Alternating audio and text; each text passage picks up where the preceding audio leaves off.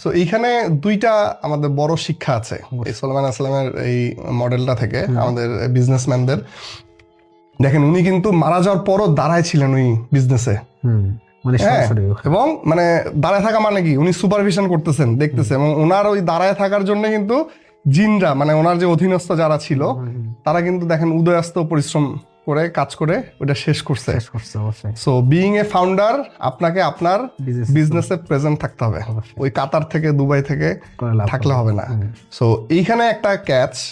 আরেকটা আবার বড় শিক্ষা হচ্ছে, আমরা অনেক সময় অনেক ফাউন্ডার এই ভুলটা করি যে আমরা নিজেই সবকিছু করার চেষ্টা করি, নিজেই গোবর পরিষ্কার করতেছি, নিজেই বাজারে নিয়ে যে সেল করতেছি, নিজেই টেক কেয়ার। আমি কয়েকদিন আগে এই যে ঈদের বন্ধে বাড়িতে যে এক ছোট ভাই দেখলাম, ওই কাজ করতেছে, কোনো লোক টোক নাই নেই, ও নিজে ও কেবল অনার্সে পড়ে, সমন্বিত খামার দিয়েছে, গরু ছাগল হাঁস মুরগি সবই, মাছ টাছ সবই আছে, এবং পুরা কাজ সে নিজে করতেছে।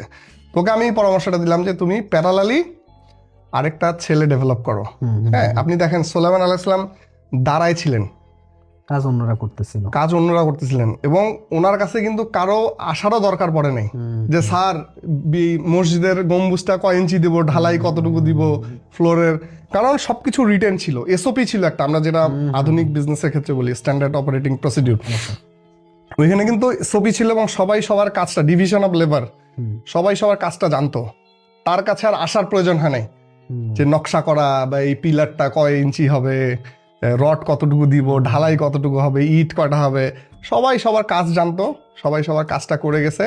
As a founder, as a leader ওনার দায়িত্ব ছিল দাঁড়ায় থাকা। আমরা এখানে বিইং এ ফাউন্ডার এই মডেলটা থেকে যে শিক্ষাটা পাই যে আমাদের প্রেজেন্ট থাকতে হবে বিজনেসে।